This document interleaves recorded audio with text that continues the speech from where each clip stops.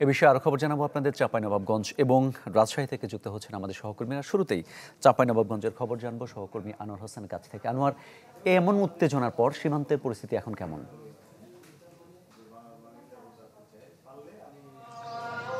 হ্যাঁ মামুন, আপনি যেমনটি বলছিলেন, আমরা বিজিবি স্থানীয় যে অধিনায়ক রয়েছেন গোলাম কিবরিয়া, আমরা তার সাথে কথা বলেছি। এই মুহূর্তে সীমান্তের পরিস্থিতি স্বাভাবিক রয়েছে, শান্ত রয়েছে। এবং আপনি জানেন যে চলতি মাসে গত 2 দফা চোকা এবং কিরণগঞ্জ সীমান্তে কাঁটাতারের বেড়াকে কেন্দ্র করে যে উত্তেজনা সৃষ্টি হয়েছিল, সেই ঘটনার পর থেকে এলাকায় কিছুটা উদ্বেগ উৎকণ্ঠা ছিল। এবং সেই পরিস্থিতি যখন স্বাভাবিক হতে শুরু করে, ঠিক সেই সময় আজকে তেলকুপি সীমান্তের আন্তর্জাতিক সীমান্ত 180-র কাছে আজকে এই গুলিবিদ্ধের ঘটনা ঘটেছে। এবং 119 বিএসএফ ব্যাটালিয়নের যারা জওয়ান রয়েছে তারা এই গুলি ছড়েছে বলে বিজিবি আমাদেরকে নিশ্চিত করেছে। তো এই ঘটনার পর বিজিবি এবং বিএসএফের মধ্যে পতাকা বৈঠক অনুষ্ঠিত হয়েছে এবং বিজিবি বিএসএফকে তীব্র প্রতিবাদ জানিয়েছেন এবং ব্যাখ্যা চেয়েছেন যে কেন সীমান্তে তারা এই ধরনের গুলি চালিয়েছেন। ব্রেকফাস্ট, টিফিন কিংবা স্ন্যাক টাইমে মজাদার আয়োজন মানে অল টাইম ব্রেড। তো এর আগে আমরা যেমনটি সকাল থেকে জানছিলাম যে সীমান্তে ঘেঁষা জমিতে হাবিল তার ভাই সহ আরও কয়েকজন তারা গমের জমিতে সেচ দিতে যায়। সেচ দিতে গেলে ভোর 5:30টার দিকে বিএসএফ গুলিতে হাবিল আহত হয়েছে বলে স্থানীয় এবং পরিবার সূত্রে আমরা জানতে পেরেছি। যদিও বিজিবির পক্ষ থেকে বলা হচ্ছে যে রাত 3টা থেকে 3:40-এর দিকে এই ঘটনাটি ঘটেছে এবং সেখানে তারা বেশ কয়েকজন চোরা কারবারি তারা অবস্থান করছিলেন এবং সীমান্ত পেরিয়ে তারা ভারতে যাওয়ার চেষ্টা করছিলেন। এই অবস্থায় বিএসএফের ছোড়া গুলিতে হাবিল আহত হয়েছে।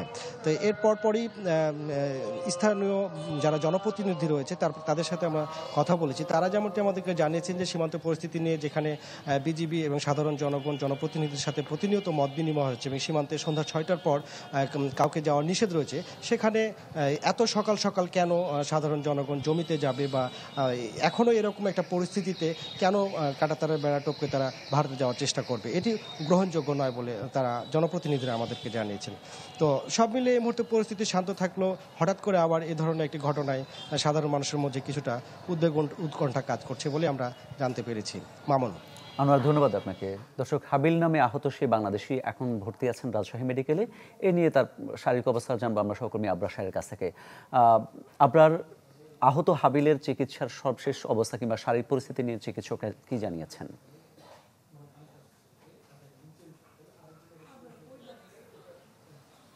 1.5 ঘন্টা পেরিয়ে গেছে এরই মধ্যে চাঁপাইনবাবগঞ্জ থেকে আসা সেই বাংলাদেশি নাগরিক, তিনি পিঠের ডান পাশে পিঠের গুলিবিদ্ধ হয়েছেন বলে নিশ্চিত করেছেন চিকিৎসকরা। তাকে 2 নম্বর ওয়ার্ড সার্জারি ওয়ার্ড যেটি, সেখানে ভর্তি করা হয়েছে এবং আমরা জানা মতে ঘন্টা 2-এর মধ্যেই তার সার্জারি শুরু হবার কথা। তবে এখন পর্যন্ত সেটি শুরু হয়নি, খুব শিগগিরই সেটি শুরু হবে বলে জানিয়েছেন চিকিৎসকরা।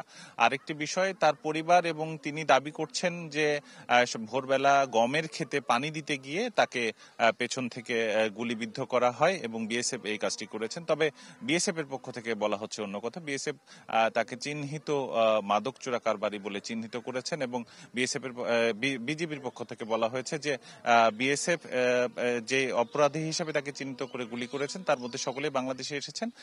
একজন গুলিবিদ্ধ হয়ে বাংলাদেশে বর্ডার পার হতে পেরেছেন এবং এই বিষয়টি নিয়ে তারা কিন্তু পতাকা বৈঠকের মাধ্যমে বিজিবি কিন্তু বিএসএফ কে তীব্র কড়া প্রতিবাদ জানিয়েছেন।